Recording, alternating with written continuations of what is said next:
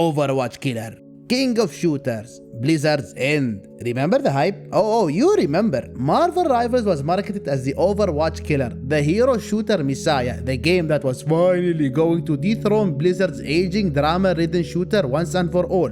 Players were foaming at the mouth watching those trailers. Finally, a competitive shooter with actual Marvel characters. Overwatch is done. Blizzard is sweating. And for about 3 glorious days, it looked like the prophecy was true. 10 million players, 444,000 concurrent on Steam, Twitch absolutely exploding, Marvel Rivals was everywhere. Reddit memes were flying faster than Iron Man missiles. People were uploading Overwatch funeral memes. It was gaming's equivalent of the Second Coming. But then, like Thanos, snapping half the player base into dust, reality hit. And not slowly, we're talking free fall into the Mariana Trench levels of drop-off. Overnight, that Overwatch killer turned into Overwatch's free marketing team. Blizzard didn't even need to defend itself. Marvel Rivals just face-planted.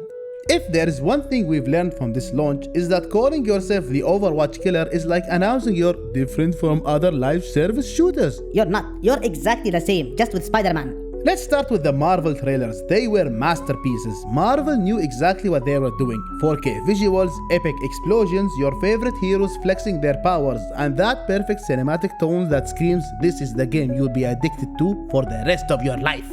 And we fell for it. We watched Spider-Man swing in, Wolverine slice robots in half, and Doctor Strange open portals like it was no big deal. It was pure dopamine injected straight into gamer veins. Then we actually launched the game. Suddenly, the cinematic magic turned into, where the hell is my damage going? And why did I just get deleted by Hawkeye in 2 hits? It was the gaming equivalent of ordering a Big Mac that looks amazing on the menu and then unwrapping wet cardboard with lettuce. Marvel Rivals really thought it could carry its entire existence into its cinematics. Guess what, Marvel? At some point, gamers have to, press buttons. And that's where it all fell apart. Oh, and I love this part. The 10 million players marketing flex. The holy number. 10 million players. Marvel Rivals threw that number around like Tony Stark drops one-liners. It was everywhere. Splash screens, Twitter headers, press releases. Look at us, 10 million players in 3 days. But here's what they didn't mention. Half those players were one-night stands. People installed the game, launched it, picked Spider-Man, got obliterated by a sweaty Wolverine main named XXX420 Sniper Legend XXX, and never came back. It's like bragging about hosting the biggest party of the year, but forgetting everyone left after 10 minutes because the music sucked and the drinks cost $20 each. Sure, technically the attendance numbers looked great, but if your Steam charts nosedive harder than Falcon without wings, nobody's impressed. Retention is king. Marvel Rivals met the king, bowed politely, and left. Now I am convinced someone at Marvel Rivals looked at mobile gacha games and said, hold my freaking beer. Because holy hell, this monetization is aggressive.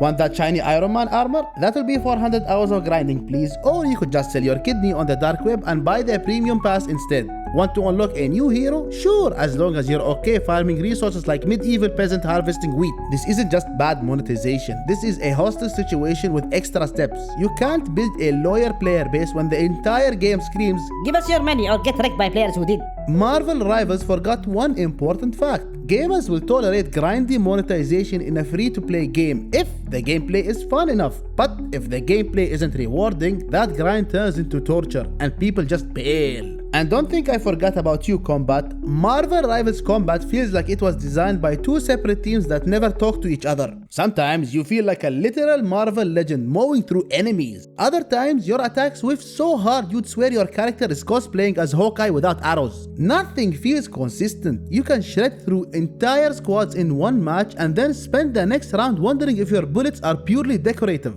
It's almost like the game flips a coin before every fight to decide if your damage counts today. Competitive shooters live or die on tight, consistent mechanics, but Marvel Rivals seems allergic to balance. It's less hero shooter and more roll the dice and pray to the RNG totems.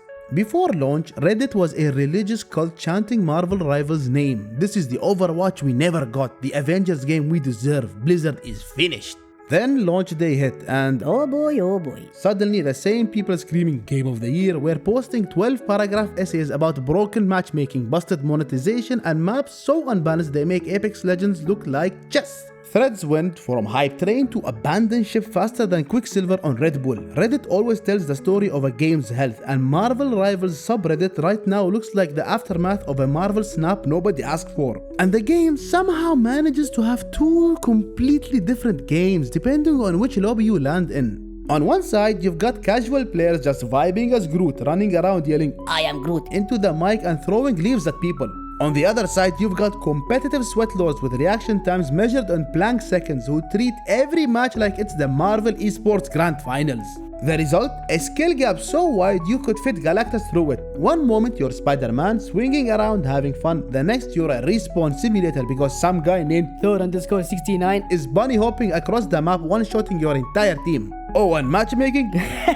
Don't make me freaking laugh. I've had Subway sandwiches that felt more balanced than Marvel Rivals matchmaking. It's less competitive hero shooter and more trial by fire hosted by Doctor Strange in the multiverse of bad MMR. Now let's talk about the maps because wow, whoever designed these clearly had a personal vendetta against players enjoying themselves. Some maps are the size of a postage stamp. Blink and you're already in the enemy spawn getting vaporized. Others are so huge you'll spend half the match commuting like a middle manager heading to work. Then there is the verticality. Who asked for this much freaking verticality? Every map feels like 3 maps stacked on top of each other. Half the time, you don't even know where you're getting shot from. Hawkeye's 200 feet up on a balcony, Doctor Strange is opening portals behind you, and Wolverine is somehow already respawning because he's being killed that fast. When your players spend more time lost than shooting, that's not complex map design, that's just bad UX with Avenger skins. Marvel Rivals balancing is so chaotic, I'm convinced there is no balancing team at all. It feels like they just roll the dice and call it a day. Iron Man's Repulsor Blast, basically a portable nuke launcher. Hulk's Smash Attack deletes half the server instantly. Meanwhile, poor Hawkeye is sitting there like, hey guys, my arrows do 12 damage. And don't get me even started on Doctor freaking Strange. This guy is a walking I win button. He can teleport, summon shields, bend reality, and my personal favorite, open a portal directly behind you so a Rocket Raccoon main can absolutely ruin your day. Every single freaking patch note promises balance improvements, but somehow they always make things worse. At this point, I think they're just throwing darts at a wall labeled buff and nerf and hoping for the best. Oh, you thought Marvel Rivals was about skill? Oh no, sweet summer child, this game is a wallet battleground disguised as a hero shooter. Skins? Premium. Voice lines? Premium. Alternate costumes? Premium. I wouldn't be surprised if they start charging extra just to let Hulk say, smashed! And look, listen, I get it. Free-to-play games need monetization, but there's a fine line between optional cosmetics and this game is slowly draining my bank account like a vampire. Marvel Rivals catapulted itself so far over that line, it's basically chilling on Pluto. The worst part? None of these skins even feel worth it. Why would I pay $25 freaking for Thor but shinier when the gameplay itself feels like I'm battling lag, RNG and balance issues all at once? That's like buying a gold-plated steering wheel for a car with no freaking brakes. Remember when Marvel Rivals dominated Twitch for a week? Every streamer under the sun was playing it, screaming about how it was the next big thing. Yeah, check Twitch right now. No, please go ahead, I'll wait. You'll find maybe 6 people streaming it and one of them's AFK, even the freaking bots left. Turns out paying big name streamers to hype your game only works if the game's actually good. Who knew? Now the Marvel Rivals section on Twitch looks like the digital graveyard of failed live service shooters right next to Anthem, Lawbreakers and Overwatch 2. If your entire marketing strategy relies on Twitch numbers, maybe, just maybe, make sure your game can hold players' attention longer than a TikTok freaking video. Alright, let's get into the numbers. They don't lie. Marvel Rivals peaked at, 640,000 concurrent players? Impressive, right? Fast forward a few months and we're sitting at, maybe 70, 80,000, maybe on a good day? That's an 86 to 90% drop. That's not just a dip, it's a cliff dive with no parachute. And the thing is guys, like I said, numbers don't lie. People didn't just take a break, they left, and for good. Why? Because once the novelty wore off, players realized they were trapped in a sweaty, unbalanced, overpriced loot box simulator and they dipped faster than Quicksilver dodging spoilers. And here's the saddest part guys, no one in the industry is going to learn from this. Not Marvel, not NetEase, not even the next studio dreaming up their Overwatch killer. We've seen this freaking movie before. Big IP, flashy trailers, inflated player counts, sweaty monetization, massive drop-off, Roll credits, please. And you know what's going to happen next year? Mark my words, another studio will launch Star Wars Rivals or DC Legends Hero Wars and market it as the next revolution. And we, the players, will be there like moths on the flame, downloading another free game that costs $200 to have fun in, because hope is a dangerous thing. Now, for my honest final thoughts. Marvel Rivals isn't a bad game, it's just painfully average.